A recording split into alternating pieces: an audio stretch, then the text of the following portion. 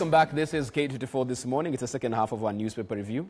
As always, look at the big stories, of course, in your dailies, and also dig a bit deeper and get analysis to these stories as well. You're part of the conversation. You can get me at I am Jeff Mote or at K24 TV. If you want to send me a WhatsApp message, the WhatsApp number is at the bottom of the screen. Right now, it's all about matters BBI. Contest or consensus seems like more or less we're heading towards that contest side of things. I can get a WhatsApp message, just got a WhatsApp message rather from Jakim's Lion saying that as they talk about BBI, mayouth wanataka tu kazi. That is all. Hashtag K24 This Morning. Musili Musioka is saying, anytime you see politicians all agreeing on one thing, you need to be very, and the very was in uppercase letters, very worried. Okay, Musili, we hear you on that. Keep them coming in. You can get me your Twitter at I am Jeff Mote. Going through the discussion today, we have Ruth Ambogo, Issa Basil Matthews, and Mark Bichachi joining the conversation via Skype. At this particular point in time, let's talk about matters money. And this was subject to a public debate where we even had the IBC chair going head-to-head, at least virtually and on press statements with former PM Raila Odinga on how much a referendum would actually cost. And the question many Kenyans are asking at this point in time, Issa, is a referendum necessary? We have doctors who are threatening to down their tools in maybe 10 days or less if they don't, get to their demands met. Clinical officers and nurses have down their tools already, again, on the priority list of things that need to be done. Yes. Is this it? I will say that changing the constitution, it's a good thing if it's supposed to work for the nation. At the same time, I think we also need to understand the situations that we are in.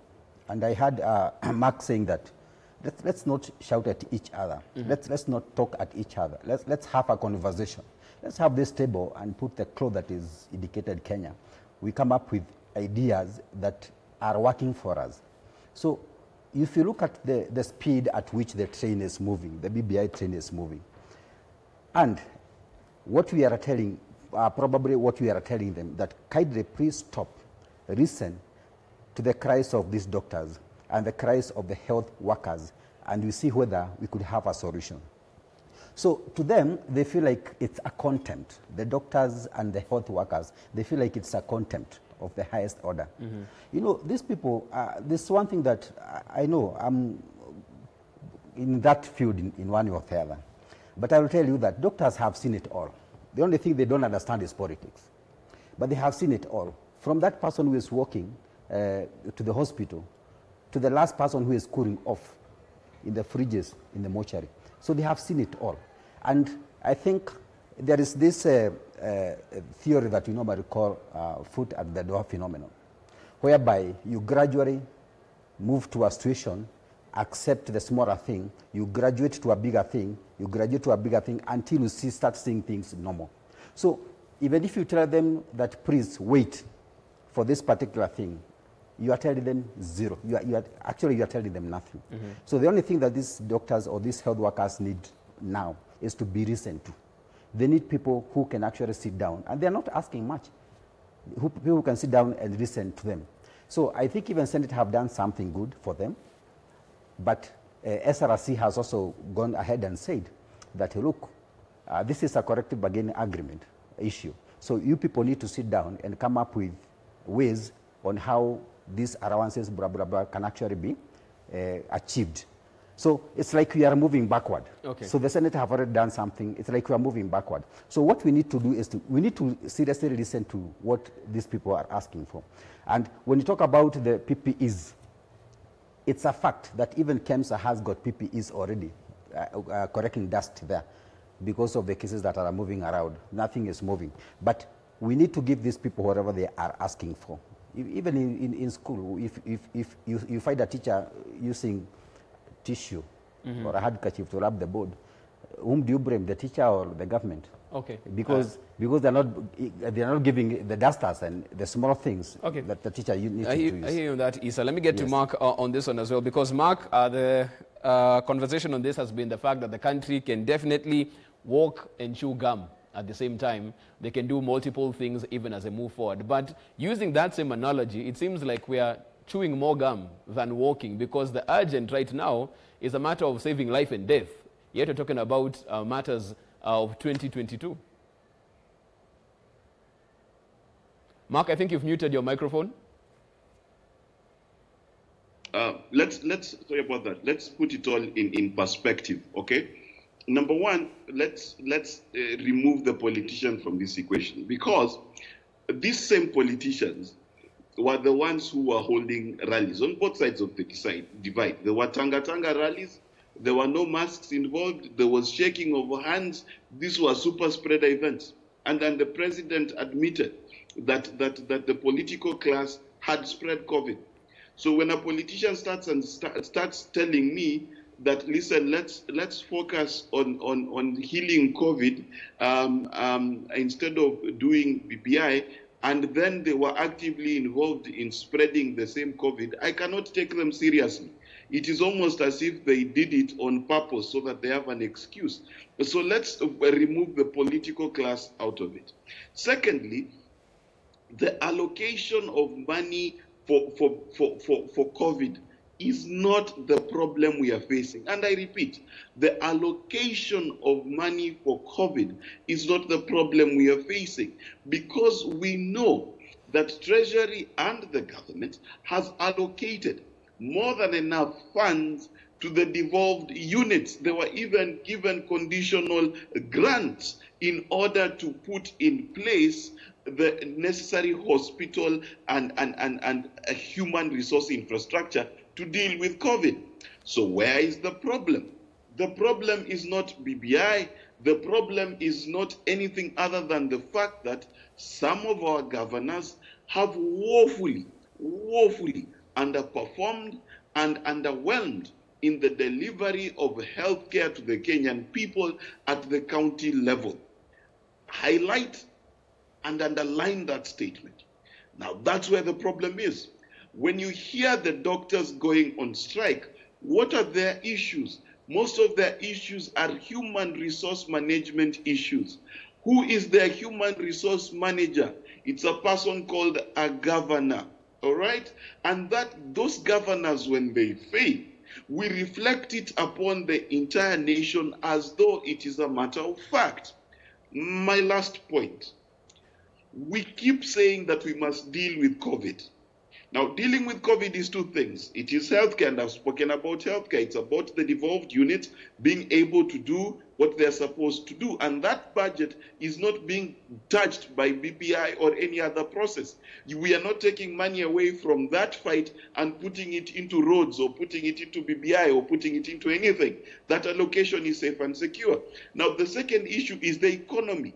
Now, if government is going to stimulate the economy, there is one way that is proven for government to do that, and that is for government to continue with government projects, which is why during COVID you saw roads continuing being constructed, because the government understood that the people working in those roads were people who needed money. Another government project that is in the pipeline, whether you think it's a government project or not, but it is BBI. Now, if we hold a referendum, how many thousands of young people will be hired to be returning officers? How many thousands of people will be hired to do different campaigns across the country? So let us, and this is on the no side and on the yes side, because already a lot of people are being paid by unknown forces to come out and say, we represent every woman in Kenya and we would like to say no to BBI. They're being paid. Now, that economic activity, you want to tell me is not boosting the economy? How else do you boost an economy? So also the argument that BBI holding one referendum is going to kill the economy, that's not how it works. The objective of a government trying to resuscitate the economy is to find ways of putting currency, hard cash, in the common mwananchi, so that he then, after becoming a returning officer, can go and buy a piece of bread. So it does not wash to say that because we're doing a referendum, we will be broke. My last point is this. The United States of America passed its constitution, and it took them 10 years, and they were in deep debt, and they passed that constitution because they understood a basic principle that we in Kenya seem to forget, that without the proper structures, without discussing how to settle our matters of peace, it does not matter which economic agenda you came up with. And I was with P.S. Kibisho, and he said something that blew my mind. When he said, when there was tear gas mandates in this country, we were spending millions, hand over fist, buying tear gas. When there is peace, the budget for tear gas in the police service has reduced by almost 90%. So you want to tell me that BBI, it does not have a dividend? Come on. Ruth, let me come to you on this, because there's some issues Mark has raised, and I want to come to you on this as well, because even as he speaks about underperforming governors, especially with COVID and healthcare, the same governors are pointing fingers at the national government, saying you've devolved the function, but the money comes in piecemeal, and you need money for this. You'll keep on meddling, giving us equipment that we don't need, that we hadn't asked for. So really, you put the blame at our doorstep, but we haven't been able to actually carry out our roles independently. You know, and for me, that's a question. If you remember, there was a time when, in this very studio, there was a time when I talked about an incident where money, at the time that money had already been allocated to county governments to increase their capacity in terms of bed capacity, to be able to, and equipment to be able to handle COVID-19, that, you know, a friend of mine had complained to me and told me that within their county, that nothing had been done at that particular point. So I think that, you know, we really need to know where to place blame, as opposed to looking at a process that had already started way before COVID-19 came, and placing blame on an entire process that began way before COVID-19. So I think governors need to do their jobs, you know, because I mean, there are certain governors that even before COVID-19 had not been paying their employees, had not been paying health workers. We hear about Vihiga County, where health workers have not been paid for over 15 months. And you ask yourself what is going on in that particular county. So there are governors who, even before COVID-19 started, they had been allocated money and nothing was being done with these particular funds. The other day, I listened to the senator of Kakamega County as he was traversing the hospitals within Kakamega County and getting the complaints that, you know, the hospitals have not been maintained, that equipment has not been, I mean, the hospitals have not been maintained as they ought to be maintained. And this is something, a problem that those hospitals had been facing way before COVID-19. Right. And he was even talking about how hospitals remit a certain amount of money to the county government, but the monies that they get back in terms of what county government, the county government reallocates to these hospitals after money has been taken to the county government is lesser than the money that the hospitals remit. So meaning that, you know, these are problems that have been there even before COVID-19 started. And therefore, we are finding politicians who, just because of their positions and the fact that they do not agree with the process, begin to place blame on an entire BBI process that began before COVID-19. So I think governors need to take their mandate very seriously. Governors need to do their work, you know, because I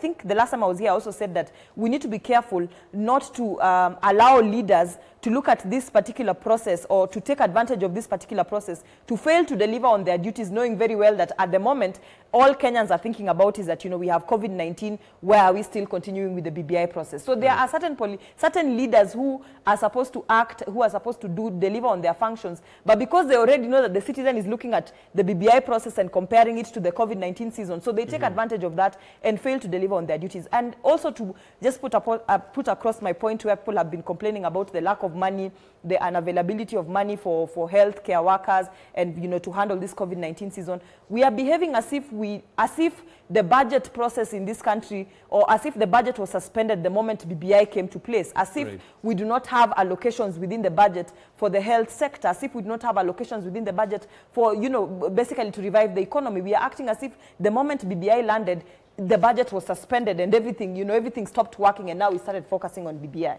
Yeah. And even as you talk about that, because even as you say, we're acting as if, who is this who's acting? Because the doctors are clearly saying we don't have our money. We had a doctor who, sadly passed on.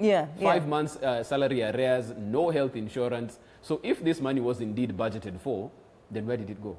I mean, and that's where I say people need to take responsibility. The various cabinet secretaries for various departments where Kenyans have issues in terms of performance need to perform. Governors need to perform on their functions that have been delegated to the county government, so that we avoid the situation where we are placing blame where blame ought not to be placed. Okay. Yeah.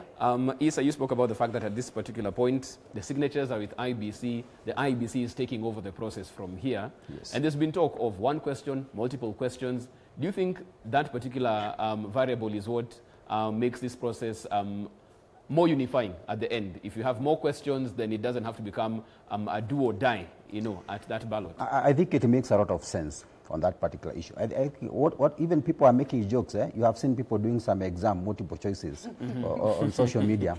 So that's not the way it's supposed to be. So if you have if it is clustered in 6 sections, and then probably you have a ballot that is talking about devolution, another one that is talking about the executive, and so forth and so forth. I think you can be able to accept. You can even be able to tick all of them if you really accept. Okay. And then you can also be able to reject those that you are not in agreement with. Okay. And Jeff, I think I also need to comment about the governors. If the train stops and I'm called, like IBM ISA, and I must maybe what we can do to the document, I will still tell them to insert something to do with oversight, independent oversight committee. Don't we have all of those? We have oversight committees that are oversighting everything. Yes, we have even the Auditor General. Yes. Who is supposed to report to the Parliament and so forth and about the control of budget. everything. Should be, looking into this as well. But nothing is moving on. And this Auditor General that we have in the office at the moment has got a lot of backlog. I think he's working on 2017 issues and 2016. So we are talking about 2020, 2021. So we don't know. These people, my sister is still saying here. So they are not doing their work seriously. So you don't even know what is going on. Because even before you tell us that you want that 5%, and then you take some, that 5%, not 15%, you also need to table on and tell us, this is the achievement that I've done in my county. Okay. And I think nobody is talking about the counties. Our governors are talking about BBI, but nobody is telling us that my county doesn't have roads because I was given less money, or maybe there was nothing, I was not able to do anything. Okay. So that is the thing that we need to look at. Okay. So let's be progressive on matters of things that are going to improve the economy. So because at the end of the day, even if you vote yes for the BBI, and you are not even checking on the county revenue, how it's being managed. So how are we going to help ourselves? Okay. We are going to still go back to the same mud that we are running away from. So 2022, 2023, when the Auditor General brings the report, you'll be surprised. Those who want even to go for the third term, the governors, you'll be surprised how many will be caught by Senate and probably get impeached by the MCAs. Let me get Mark in on this one as well, because still on the issue of one question, multiple questions. Interesting statements from some of the politicians talking about the fact that multiple questions would confuse Kenyans. They wouldn't understand what to do there. But these are the same politicians asking those same Kenyans to read this document. So how is it that a Kenyan can read the BBI document, understand it, but can't answer a multiple question during a referendum?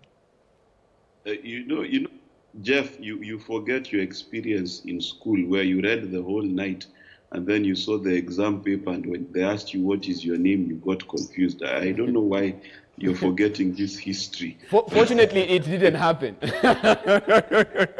But continue. No, but the reason why I tend to agree is we need to keep referenda as simple as possible. And the reason why we are talking about confusion is, for example, just take, for example, the statistics around how our 6-piece voting system works. A lot of people have no idea who the MCA is because waliangalia hapo chini, is it ODM, is it Jubilee, is it Sisi kwa Sisi, and they just chose. They didn't consider who even the candidate is. People in Northeastern are known to vote. There is more turnout for governor votes than there is for any other seat. So already you can see with the 6-part voting system that it's quite difficult to achieve that. Number two, we need to also consider how much time it takes to vote in a multiple choice question. So, for example, if it takes a whole day, and some polling stations in this country close as late as midnight, to vote for just 6 positions, then which we try to simplify. You know, we put a picture, we put a jogo, then we put a dab. You know, we do all of those things. We try to simplify it. It takes a whole day to do so. Then I want you to imagine you posing the question, do you want Parliament to have a universal figure for how many people should be in a constitution, yes or no? Do you propose this proposal to have A, 60 additional MPs, B, 70 additional MPs? You understand? These are things that you cannot do in the time frame that is required. So then let us look at best practice. Usually when you have multiple choice, and I'll give you an example of the marijuana question in a lot of the world, you give multiple choice like this. Are you pro A, legalize both recreational and medicinal use of marijuana, legalize only the use of medicinal marijuana, and then C, I do not support the use of marijuana at all? Now, that is a form of multiple choice, but remember, it is a singular question. The BBI is a much more complicated document, and let's not forget, one article speaks to another. So, for example, if we are going to say we're going to establish the office of the Prime Minister, and then we still need to vote multiple choice of the order of Parliament. So you say, yes, we want a Prime Minister, but you don't want the Prime Minister to be a next in authority in the Speaker in the House. So you say you want someone else. It will become confusing. Okay. If the BBI had multiple choice from the onset, we might consider it. But my last issue on this is, let's not forget that the United States of America and many parts of Europe had referenda during this past election. You know, we think it was just voting for Trump.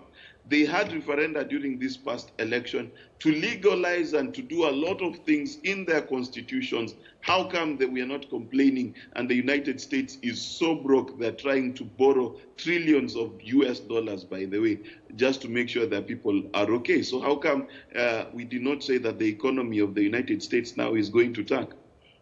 Ruth, I'll come to you on this. We have 4 minutes to go even as we wind this up. I want to move away from BBI contestation or consensus and look at one of the pillars of what the BBI is trying to do, one of the chapters rather, and that's dealing with corruption. Yes. We are seeing corruption unfold daily, in real time. I want us to look at one story here as we wrap this up, and this is what was happening yesterday before the parliamentary committee. Yes. When the KEMSA, the companies that got KEMSA tenders were explaining how this particular process took place. We were laughing during the break how this one, James Juguna, just walked by a crowd, heard that there was a tender, and walked away with 180 million shillings to supply.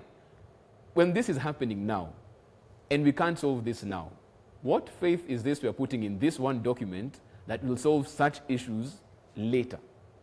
Well, first thing you need to know is that Kenyans right now on social media are saying they are praying to the Lord and asking themselves where have they been passing by, because if people can be passing by places and getting 180 million shillings of deals, I mean, where have I been passing by? I've also been asking myself that particular question.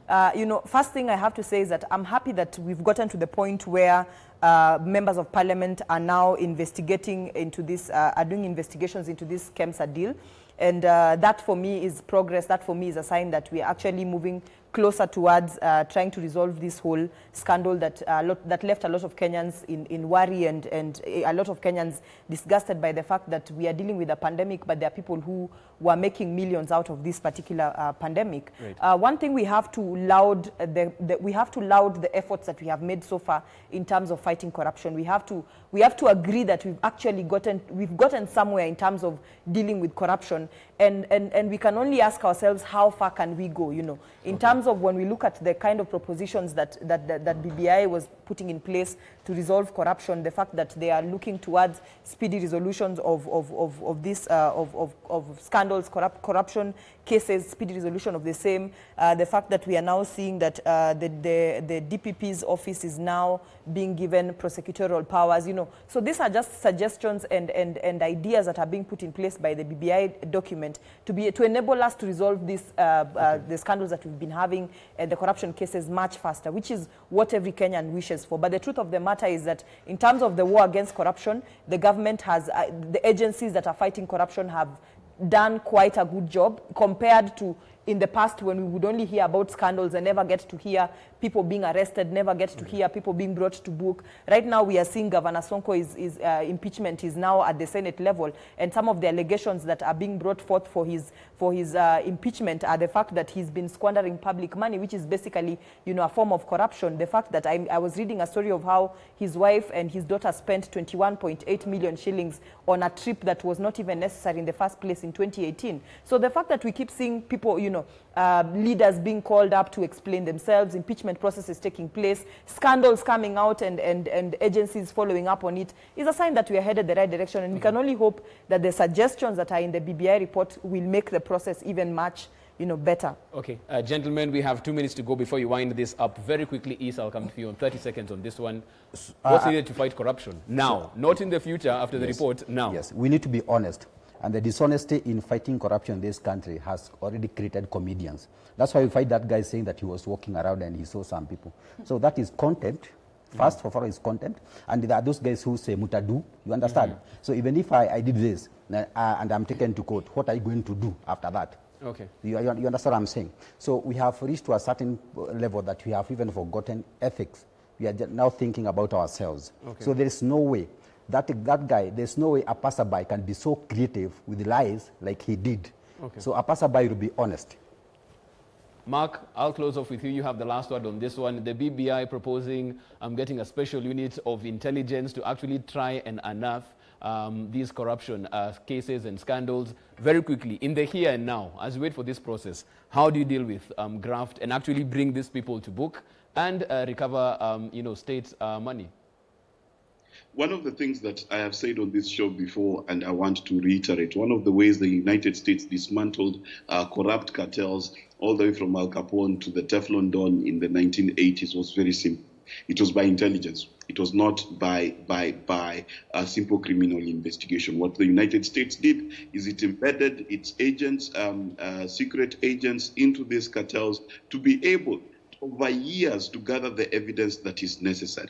So what can be done in the present time? What needs to happen is this. Number one, Kenyans need to start giving information to the police, and they need to start being supporters of the fight against corruption. Okay. The more information we give, the more accurate the data that is available, and the more convictions we will get. You cannot expect the DPP and DCI to convict someone when Kenyans are sitting, Huko, you got paid in cash for a car, you've refused to say that you received this cash from this person. So one of the things that we welcome in the BBI is those of us who plan to be whistleblowing, because I plan to be a serious snitch when BBI comes out, will be keeping 5% of the money you snitched on. So you can imagine what's going to happen. So that's one of the things. So I invite my fellow Kenyans to be snitchers, because in this case, we won't get stitches, we'll get bank, baby. That's how we leave it as far as it's concerned. In Mark's quote, the snitches don't get stitches, they make bank. That's how we leave it as far as it's concerned. Thank you so much, Ruth Ambogo, for making time to be on the show this morning. Asante sana. Issa Basil Matthews, thank you so much for making time as well. Mark Bichachi, asante sana for making time, joining the conversation via Skype. Many thanks indeed. We take a short break now as far as this is concerned. The conversation, as always, continues online. You can get me at I am Jeff Mote or at K24 TV. We take a short break. We're back on the other side as we get interactive. It's a Hangout Friday as well. DJ Joe Mfalme is in the building, so if you have any requests, push them in. He'll make sure he does the business for you right here. Short break. We are back with Interactive.